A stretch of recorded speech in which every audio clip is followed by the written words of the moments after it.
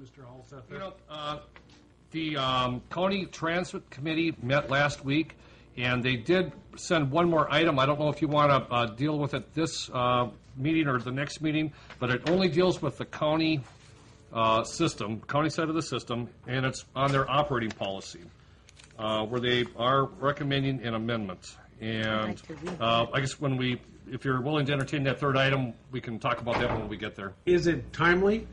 Does it need to be done in the next 2 weeks? Otherwise, I'd like to have them written, so if there's public comment or somebody has a comment, they can. But if it's something that you think needs to be done in the next 2 weeks, then we should... It does affect the bus operation and how we deal with some of our ridership. Okay. Let's do these two things really quick and then explain to us what the policy change does. The first one, I don't know if these need to be separate or not. We could do them both at the same time. Yeah, the item is to dispose of bus number 303 and amend the bus policy, which is, let me explain this very quickly. Holy cow. If I can, Mr. Chair, it's just simply amending our bus maintenance policy to reflect that we intend to change oil and do preventative maintenance on a 5,000-mile interval instead of the 7,500-mile interval. Perfect. Any questions? No. So, is there a motion to approve those two requests? I'll move.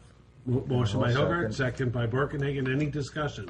Hearing none, all in favor, say aye. Aye. Aye, opposed, same sign. That part carries. Let's take item 1C then, Mr. Halseth, the county policy. Okay, the two changes. Presently, the county policy says that same-day service is not available outside of the city limits of Brainerd. So in other words, if someone from Pequot Lakes calls in, wants a bus ride, we will not give them same-day service. The county board, or county TAC, is recommending that be stricken from the policy and that we do provide same-day service.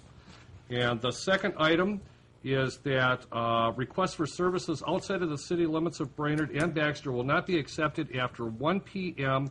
on the day prior to the service date. So in other words, if someone wanted a ride tomorrow, they had to call in before 1 p.m. To get that ride. If they called in after 1 p.m., we would not grant the service. The county TAC has recommended that we strike that from the policy also, so that people can call in all day long the day prior and make a reservation for a ride. Any questions? No, I think it's an improvement in service. It certainly seems to be. Is this something we can do? Yes. Okay. Yep. I mean, I trust that we're not putting our own people in a bind. No, this, the staff recommended this because it was getting to be problematic. With our new dispatch system, we can accommodate those types of requests much easier. So this strikes the two items. One is that same-day service is not available outside the city limits of Brainerd, and it also strikes the 1 p.m. prior, the day before requirement for the next day service. Correct. Yes. Okay. I would move that we accept. Motion by Birkenhagen. Is there a second? Second? Second by Hilgard. Any further questions? Hearing none. All in favor say aye. Aye. Aye. Motion carries, and if there's no objections, I will add item 1C, and we'll try and present those to the council all as one motion. Item 2, appeal of late registration, rental and registration fee. And we've got something that was added to this, correct, Mr.? Yes, the applicant for the appeal is in the audience, so he is here, and he did send an email earlier today that we did pass on to the committee with some supplemental information, and essentially it was an explanation of some time sequences when he took ownership of the property and so on and so forth.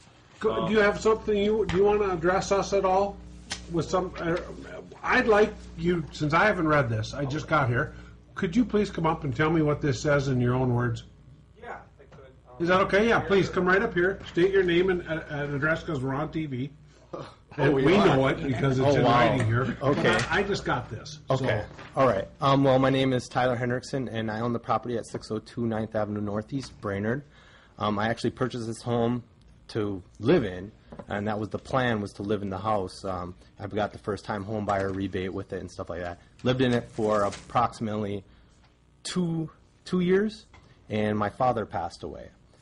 So then what happened is I actually inherited properties that my father owned. He had rental properties in Crosby and Ironton area. So what happened was right after he passed away, I then broke up with my ex, let her live there. I paid for her bills while she stayed there for a whole another year because I was still under that first-time home buyer rebate thing. So I couldn't sell it or do anything else with it or rent it out. Otherwise, I would have had to pay back the money that I got. So I moved in with my brother and his wife, which were living in my dad's house. They finally bought a house. I got full custody of my son. I now live at my dad's house. I started renting the house out in 2013 after my ex moved out, right after the thing was up for the first-time homebuyer rebate. And I had him fill out a lease, and I did all that stuff, but I failed to fill out the permit. I was not aware that there's a permit here in Brainerd. There wasn't one in Crosby and Ironton that they didn't have me fill out. I've only been assisting my dad over years as far as property management, usually cleaning out, helping with leases, stuff like that. I was not aware that this needed to be done here in Brainerd, and I apologize for taking your guys' time. It seems like you have a lot more pertinent information to take care of, but I was just hoping that, I wouldn't get charged, $1,100 over this mishap that I overlooked, and it wasn't intentional by any means, and I'm willing to pay back, the cost that I should have filled out in the first time, and I just want to be in compliance with the city. Before you go sit down, thank you for coming up, and it's just nice you're here. And we appreciate you came here. And either of you have any questions for Mr. Hendrickson? I do, but I would like to hear yours. yeah. Mr. Hendrickson, when you came up here, you stated your name, Tyler Hendrickson, and you stated your address. Is it not 23595 Buttercup Lane, Aiken, Minnesota 56431? That is my current, yes, that is my current where I live now, but Right, and the prior house was 602. Because we've got multiple copies of multiple letters to you at that address. Okay. And I found Can you out. explain that? Yeah, okay. It gets worse. Okay. So I thought maybe it would. Okay. So 23599 is the cabin on the same property as my house 23595. I just recently moved in some people in November that went up on their lease, so they moved into that property. Now, one of them filled out their address change as my house, 23595. Now, one of the other people that tenant there is 23599. So our mail's been getting mixed up for the last, a couple months, and plus I've been spending a lot of time down the cities. I just recently got my real estate license, so I spent some time down the cities at Kaplan University getting that taken care of. So I wasn't exactly at home all that time, and then over the holidays, but I still should have gotten it. I found it now, some of the paperwork that I didn't see, and I realize that now. I wish that I could have filled that out. I don't know if that would have changed anything as far as the back payments I owe, the fines. I don't know if that would have changed anything or not. I just was reading through it and what I talked to the city here. Okay. But some of these were back in 2004. There was two of them in 2014, so that was prior to. That was a couple of months ago. Right. But prior, yeah, okay. Yeah, November of 2014, Okay. kind of when everything. I presume the people who live there would give you your mail. Yeah, when they feel like it, I guess. When they're Okay. cordial. I mean, I bring them their mail, and you'd think that they would give me mine, but I guess you and I have more faith than most people do. I have no further questions to either of you. Just one statement: you do realize that the city engineer has recommended to deny the appeal, but to waive the additional $200. Yeah, he spoke to me about Okay, all right. Thought that Just was wanted to make sure you knew. None of us have any further questions. Is there anybody who would like to? You can have a seat. Okay, thank you. Thanks. I mean, I understand exactly what he's saying, but I've also felt that our rules were consistent. I think the engineer's being more than fair. That would be my thought would be to support the engineer's recommendation.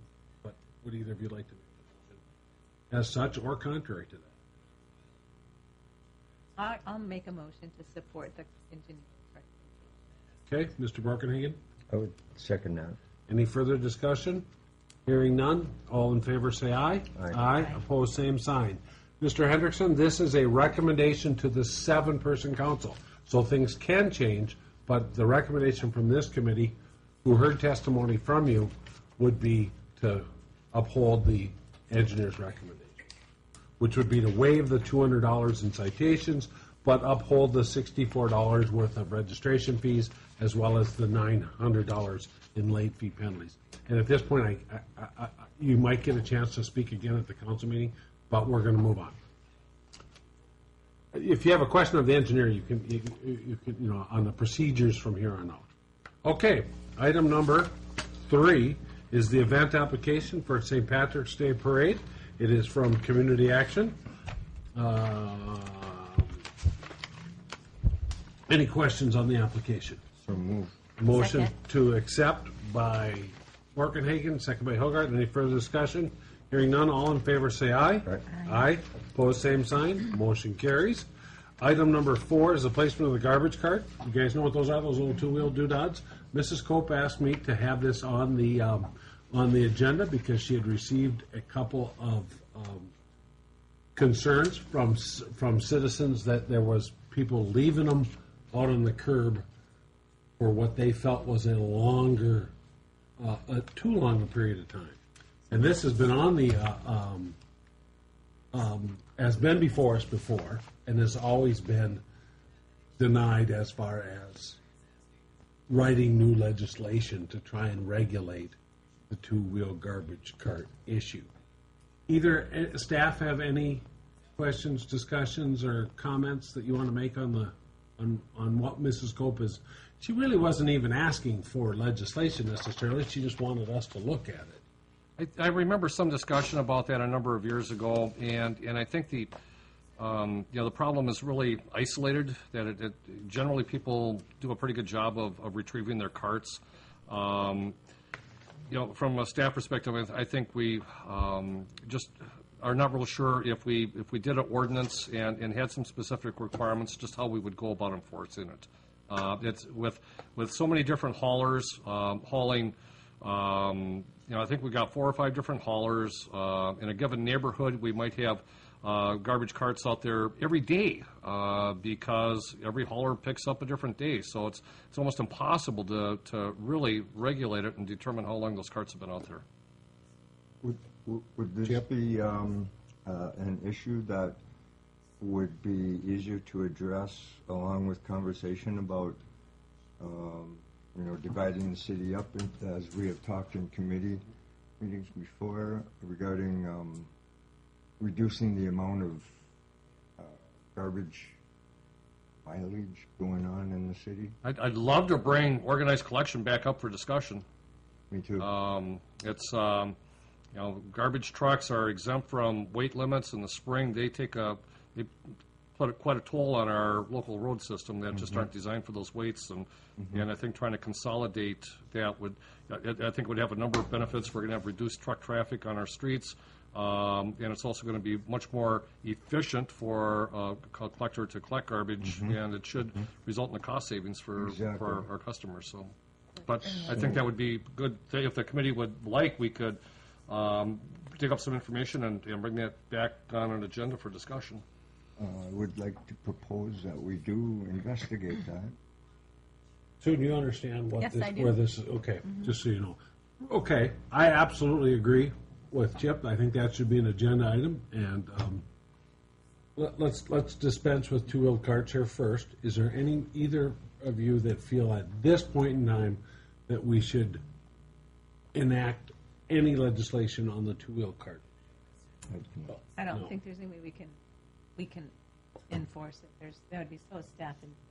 It would, but it could be walking towards being more enforceable with this grid system that we're thinking of. We'll look at it back. We'll look at it. We'll make sure that it becomes part of the discussion again when we discuss. What did you? Cash pickup. So. It's called organized collection. Organized collection. Mr. Engineer, is that something we want to schedule right now? So it's on the agenda in 2 weeks, or normally our garbage haulers like to be involved in that discussion. They like to be involved in the discussion.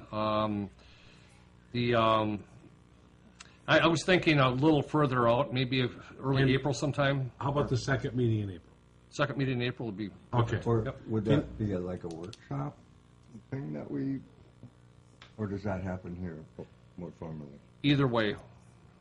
You know what, Chip? Can we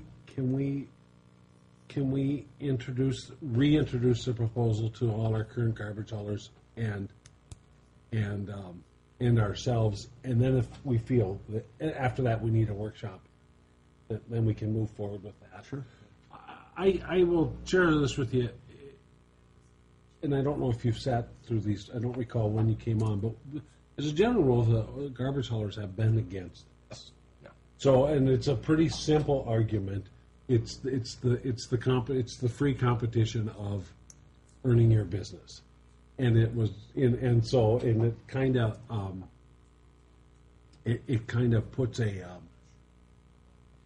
kind of almost socializes the garbage pickup. Now, the huge benefit is that it is a much more organized dollars and cents. If everybody really does pay the same rate, and it takes 75% of the garbage traffic, of the truck traffic off of our streets, and particularly the alleys, which are not designed for all that weight anyway. So it conceivably could be a huge savings, not only for the citizens on a daily basis. As a matter of fact, that may be no savings at all there, but it's certainly going to take a beating off of our streets, in particular our alleys. So a lot of cities, including like the big ones, like the city of Minneapolis and stuff, they all do it. Just for that reason alone. Can't have 75. Could you imagine the city of Minneapolis was such a 75 different garbage haulers all zipping up and down the street, and it would also reduce then 25 or a large portion of the noise and maybe even solve this card. Okay, so that will be on the agenda for the second meeting in April. If you'll make sure, Mr. Engineer, that everybody who's registered haulers, I don't know if there's garbage licenses or not. I know there is for gas stations, Yes, so there they is. can. If they're not registered, then they shouldn't get a letter. And what the point is, and we should probably leave a little extra time so they can present Yeah. their thoughts on it, which I'm sure Maybe half hour or something. Yeah. At a meeting. And, Yep. It's a pretty simple argument. We just haven't wanted to upset. I can't speak for the entire council. I just know at the times that I've sat through it personally, it's been something we haven't chosen to do, but it's certainly something we can. Okay, we will move on. No movement on garbage carts on city streets at this point. Improvement number 1410, which is the sanitary sewer replacement block 160 in the town of Brainerd. This is the one right out there on 10th and Holly, I think, isn't it? That's correct. And, Yes. and my understanding is we were going to try and do it last year, and the bids were higher, and this is the one that goes under the garages. Is there any questions of the engineer? He wrote a pretty darn good synopsis of what's going on. Mr. Engineer, anything you want to add to what you wrote? Nope. You're recommending that even though we're not that much below what we passed on last year, that we get it done? I think at this point we have to. We're not. It's a situation that could fail on us at any moment, and then it's going to cost a lot more to repair it. We'd rather do that in a controlled environment, and we think too that the new reality is that this is our new price structure. Okay. So things just are not going to go back down to where they were. For people following along, this is it's a dead-end sanitary sewer which extends north of Holly Street in the alley between North 9th Street and North 10th Street. The low bid was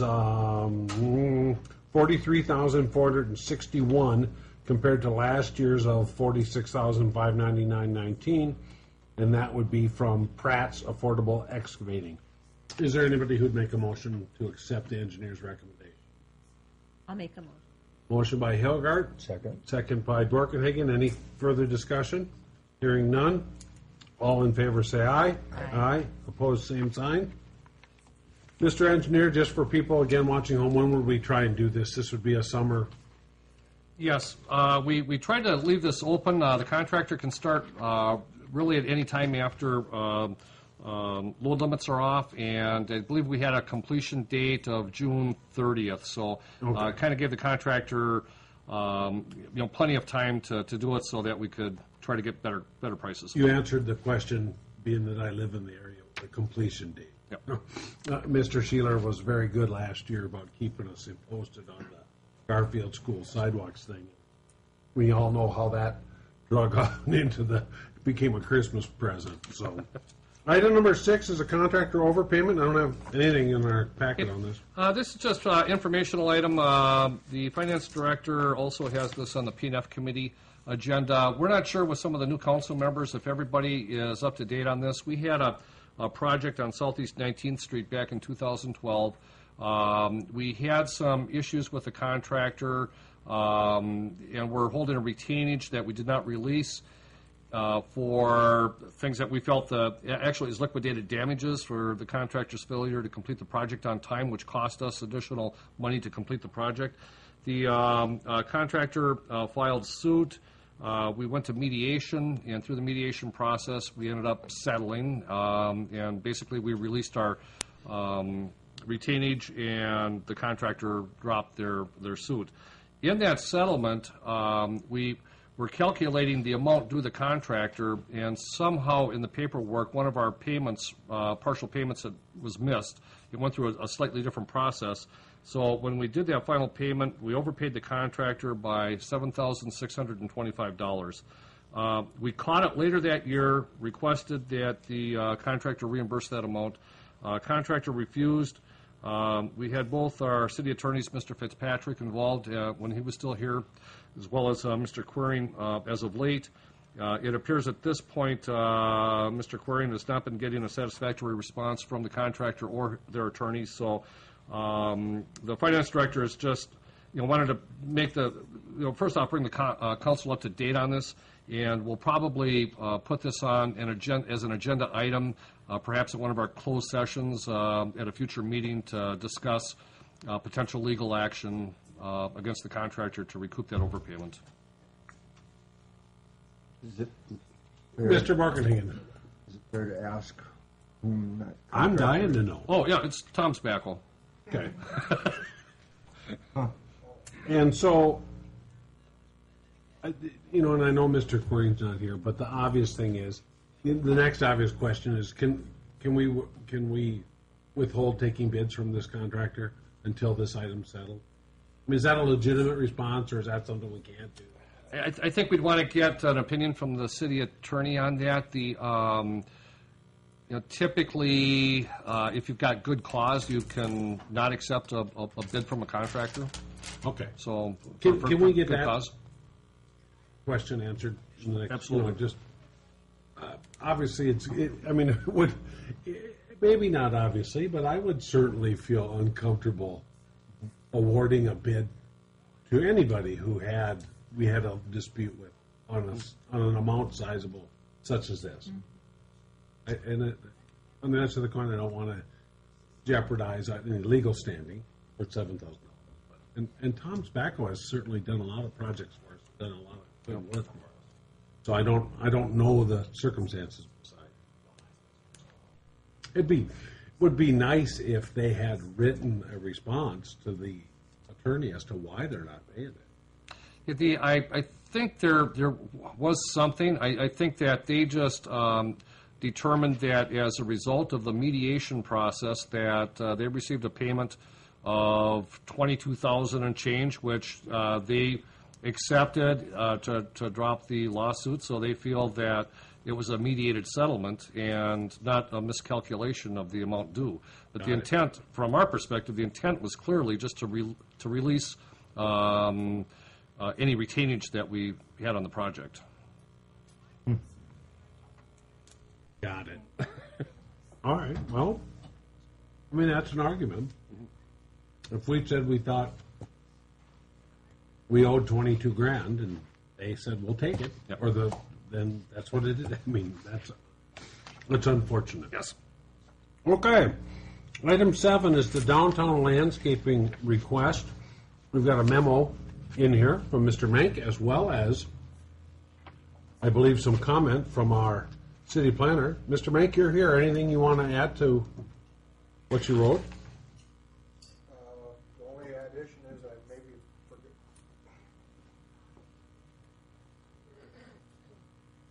Please, Mr. Yeah. I'm Ed Mank, E.L. Mank Jewelers, downtown 7th and Laurel. Also live at South Quince, 7th and Quince. I did not put in that I would also take care of the total of 8 urns around that corner, if the council so choose to have me take care of all 4. My first request is what I did last year.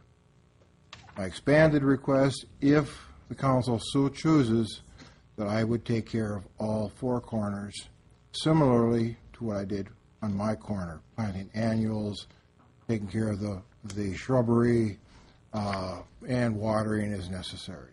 And I would provide the plants and the upkeep and take care of it. Also, I would be adding soil to the other gardens because sand doesn't grow very good flowers. Other than that, pretty much self-explanatory. If I did take care of all 4 corners, I would ask that the special assessment be taken care of and that I would normally pay, which I believe last year was like $1,200. Because I'm going to be looking at a lot of costs involved taking care of all. Or 5, there's 5 planters, 2 on the corner of downtown Art and Frame and 1 on each of the other. So it's up to you to ask questions. Stay there, because I know I've got a couple. Please Okay. stay there. No problem. But I'm gonna be kind and let Chip and Sue see if they have any questions first. Yep. Did you get any relief from the assessment last year? No. when you took care of the one? No. Okay. No. Are you aware of the planners? And I don't want to see argument because I don't think it was meant to be an argument. I haven't against, seen his but- argument this year. I know what his past argument is, that he likes to see everything uniform and same. But again, I don't know what he said this year. It's an easy argument, and that's that the assessment based on all the property owners paying their share of the. I understand. Yeah. I understand that. Now, if you request because you're doing extra work of Yeah, it I said, creates a situation. if the council decides that they do not wish to give me relief on the assessment, I will scale back my request to only my corner. The reason I'm asking for the 4 is this is my front yard. Downtown, I have a very, very big vested interest in making certain that the general public sees a positive look. Right. But if I'm laying out several $1,000s probably by plants and soil, etc., and labor, I'm sitting there trying to figure out how this would work out. And So am I, by the way. Yeah, and like I say, I'm relieving the city of taking care of them, providing someone to take care of those five gardens. In other words, I'm reducing the costs to the city of that area, Okay. which is probably 25% of the total Right. Exactly. package. But anyway, any other questions? I've thought of a way this could work. Okay. I'm gonna let these guys see if they have any questions, and then see if the Yeah, planner no has problem. a comment. Nothing else, then I'm gonna have you sit. Sure, I'll sit Okay. down. Mr. Planner? Yes, You sir. wrote a good response to this, and then I didn't feel it was contrary at all to the request. I think it was just a how we're gonna work the money thing, but anything you want to add? I have complete confidence that Mr. Mank, taking over the 4 corners, would do a fantastic job. I have no question about that at all. And if he wants to do it, let him do it. However, if that's going to happen, it's my position that we discontinue the city's involvement in overseeing the downtown landscaping entirety and let it all go back to the property owners, for them to be responsible on their own for maintaining the landscaping. If the council does not want to do that, the city planning departments took over this responsibility pretty much as a favor to making sure it got done because there weren't any other departments that wanted to take over the responsibility. Therefore, if you're going to allow Mr. Mink to do all four corners, which he'll do a fine job at, the planning department does not want to have anything further to do with overseeing the maintenance of the downtown landscaping that has been done that's beyond really the function of the planning department. And I've been doing it for the planning department, been doing it since we started this because someone had to make sure it got done. And I no longer want to do it, if that's going to be the case. Can I just repeat what I'm hearing you say? It's not so much the division of Mr. Mank taking four of them and assessing four of them. It's the fact that the planning department is doing this. Yes, And that's what I'm hearing you say. And Mr. Perringer owns several buildings. Sure. What's going to prevent him from coming and ask the council, I'll take care of my own now?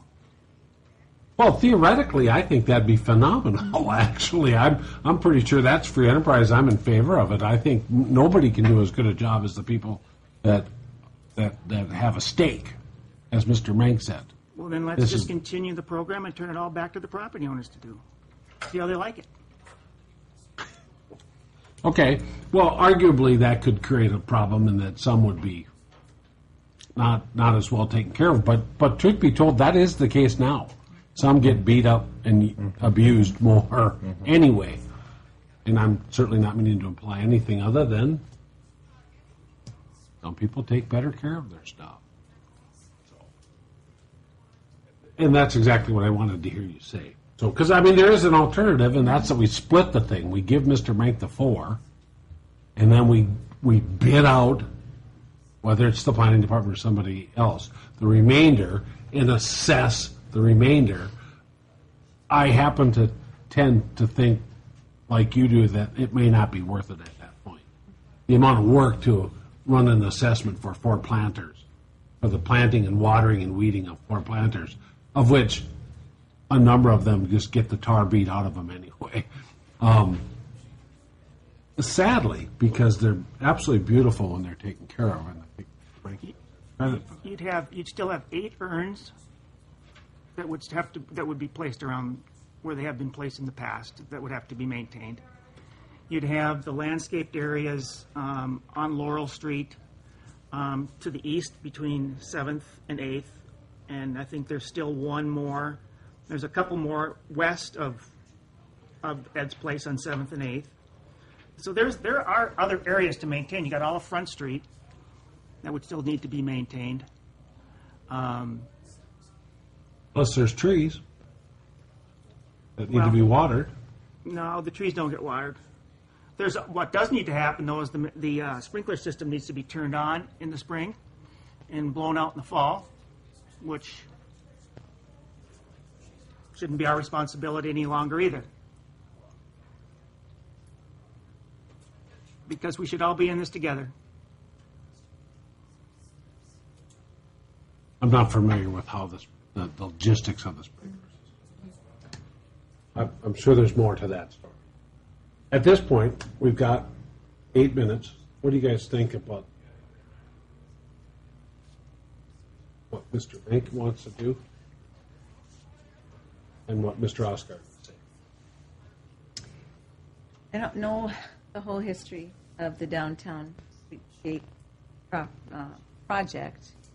I think that Mr. Mink's request will bring a positive outcome to that corner of Laurel. And I think that Mr. Osgarden's recommendation that, that should we allow Mr. Mink to expand his plan, that we discontinue the city's involvement in that project is probably prudent for what you said. And it's free enterprise then that the business owner has the responsibility and care for their business property. Basically, I concur with that. We've spent an awful lot of hours talking about flowers downtown, and it just seems like a kind of a crazy waste of a lot of hot air here. And perhaps, I agree with Mark too. So maybe if we relinquish this to the free enterprise system and give the downtowners an opportunity to show us what they can do to enhance their general, I'd be in favor of that. Okay.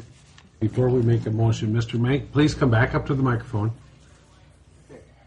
And we're going to put this to bed in I think about this 2 is minutes. going somewhere where I don't really think it should go, but being that that's where it's going, there's more to the assessment than just the flowers.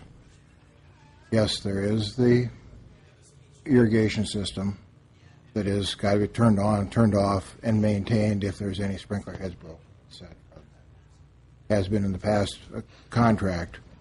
There also is garbage pickup and tied into the special assessment things. So I think that acting on the whole thing, either, throwing out the baby with the bathwater type of situation here.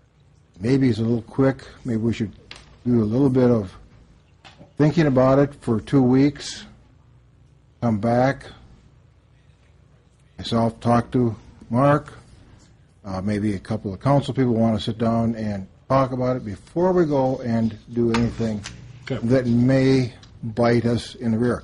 Like I say, I'm willing to back off and just do, if it's to stop everything, I'm willing to back off and just say, I'll take care of mine like I did last year. I'm not trying to go and kill the downtown situation.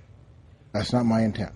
I don't think anybody is, Well, but like I say, Mark's saying, stop everything. Well- That's what scares me, is making that decision now without thinking about what the ramifications, short and long term, are.